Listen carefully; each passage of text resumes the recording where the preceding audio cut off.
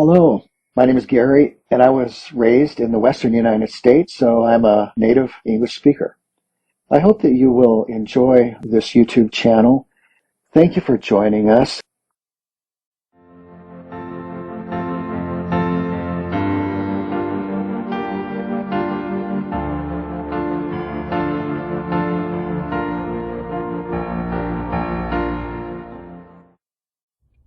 The Lord of the Rings by J.R.R. Tolkien, 1892 to 1973. Chapter 5, Part 2, A Conspiracy Unmasked. Frodo opened his mouth and shut it again. His look of surprise was so comical that they laughed. "Dear old Frodo," said Pippin, "did you really think you had thrown dust in all our eyes? You have not been nearly careful or clever enough for that. You have obviously been planning to go and saying farewell to all your haunts all this year since April. We have constantly heard you muttering, 'Shall I ever look down into that valley again, I wonder,' and things like that, and pretending that you had come to the end of your money and actually selling your beloved bag into those Sackville Bagginses and all those close talks with Gandalf." "Good heavens," said Frodo. "I thought I had been both careful and clever. I don't know what Gandalf would say. Is all the Shire discussing my departure then?" "Oh no," said Merry. "Don't worry about that. The secret won't keep for long, of course, but at present it is. I think only known to us conspirators. After all, you must remember that we know you well and are often with you. We can usually guess what you are thinking. I knew Bilbo too. To tell you the truth, I have been watching you rather closely ever since he left. I thought you would go after him sooner or later. Indeed, I expected you to go sooner, and lately we have been very anxious.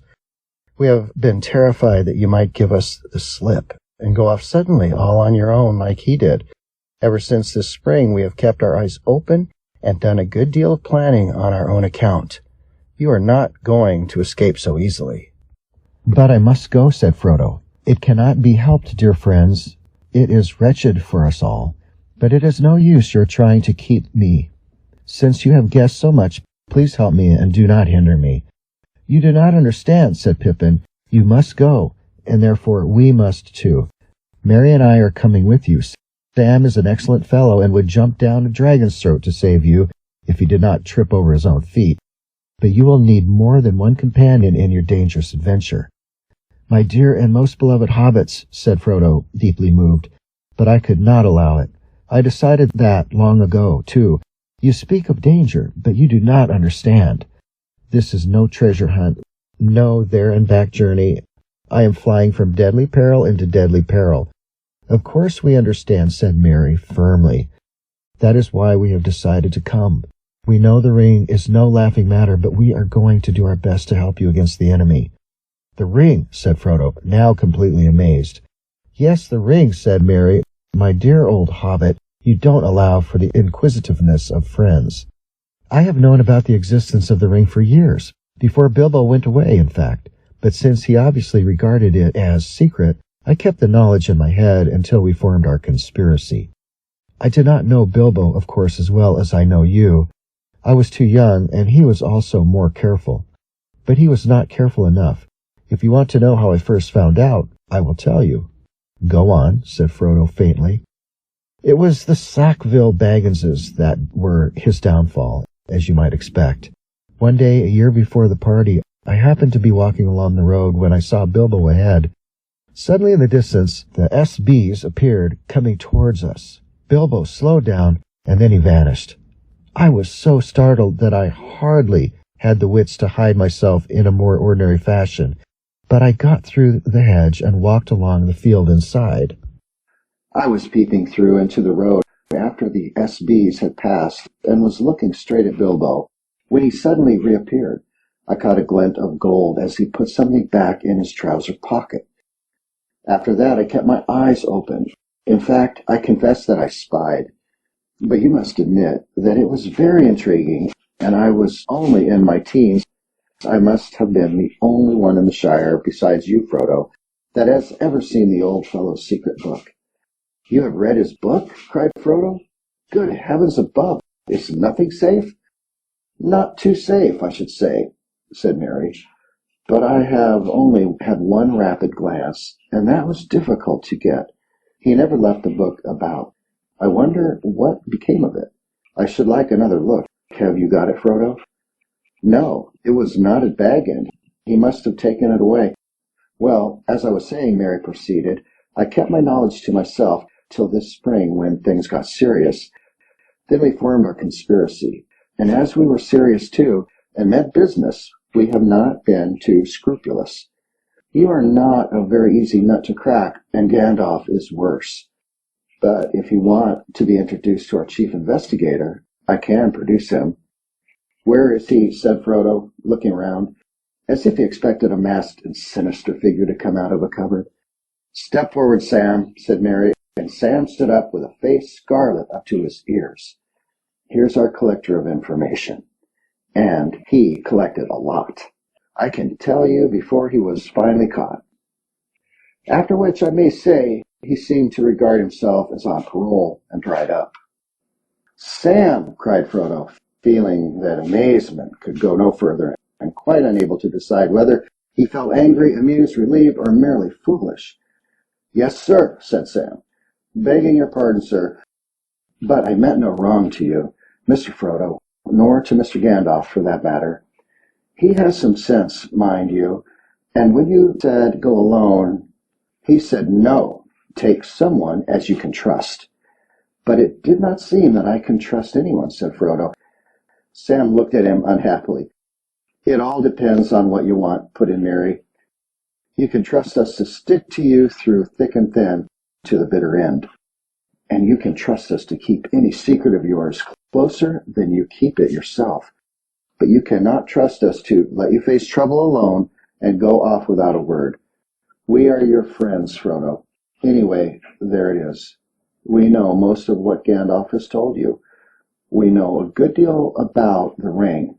We are horribly afraid, but we are coming with you, or following you like hounds. And after all, sir, added Sam, you did ought to take the elves' advice.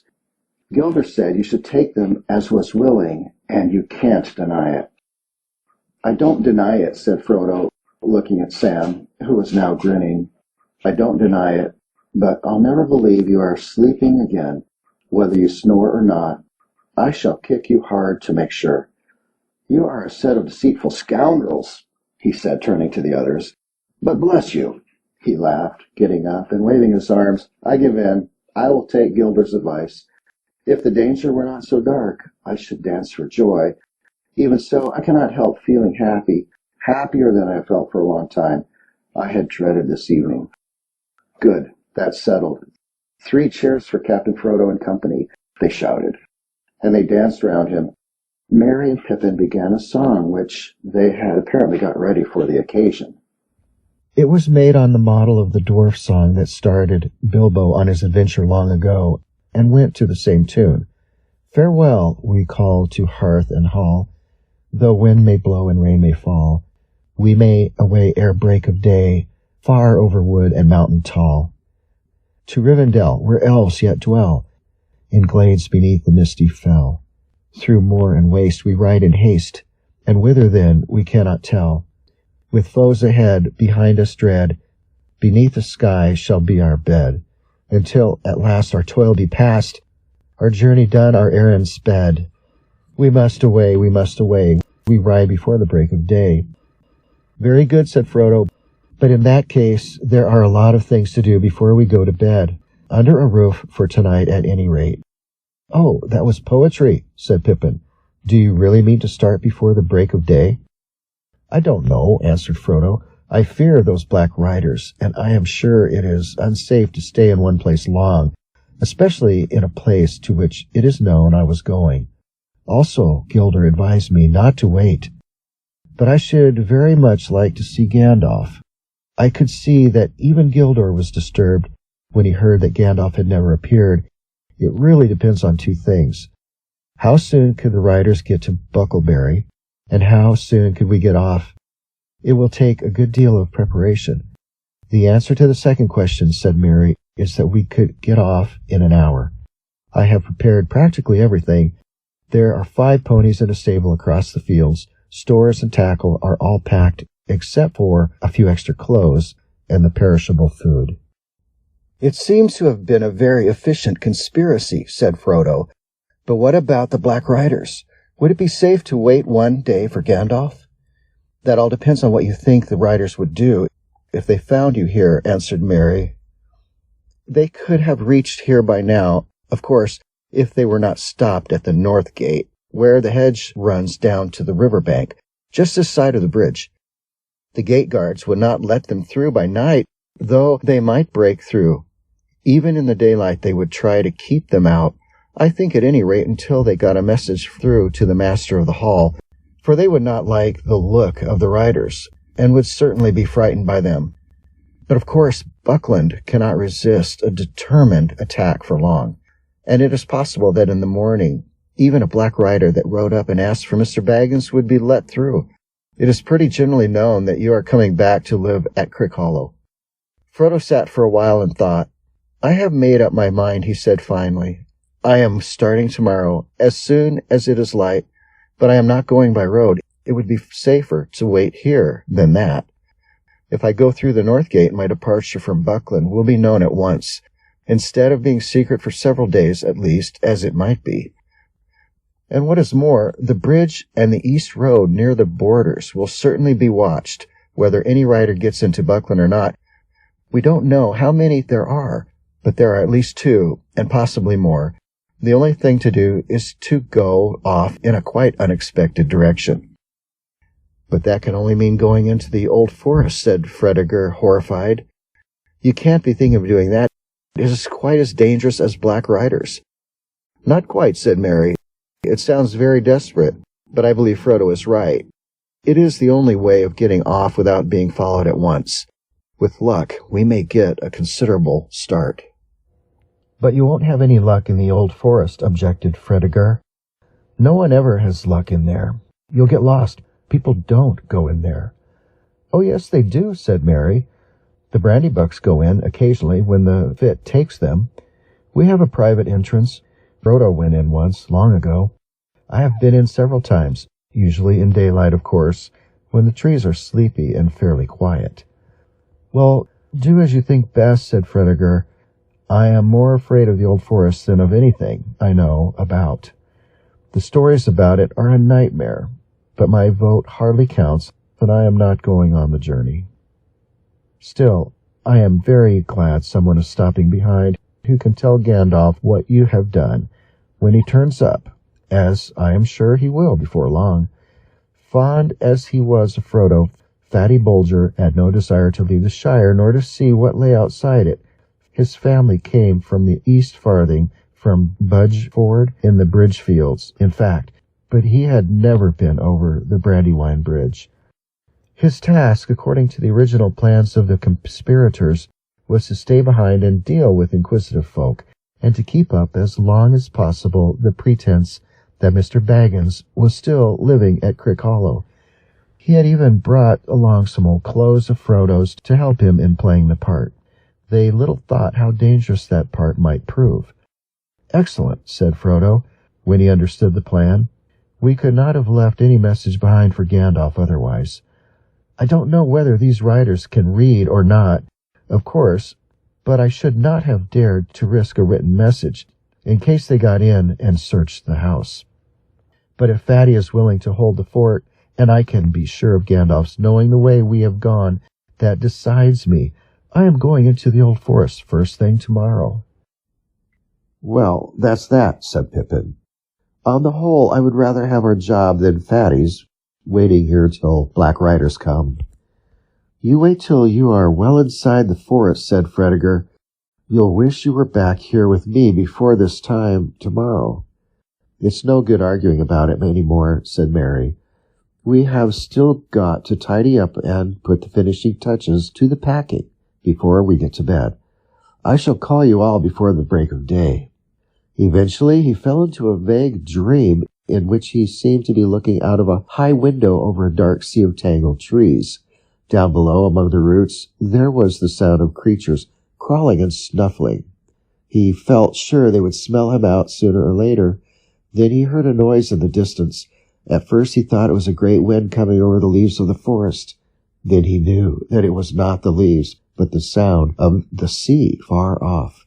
A sound he had never heard in waking life, though it had often troubled his dreams. Suddenly he found he was out in the open. There were no trees after all. He was on a dark heath, and there was a strange salt smell in the air. Looking up, he saw before him a tall white tower standing alone on a high ridge. A great desire came over him to climb the tower and see the sea. He started to struggle up the ridge toward the tower, but suddenly a light came in the sky, and there was a noise of thunder.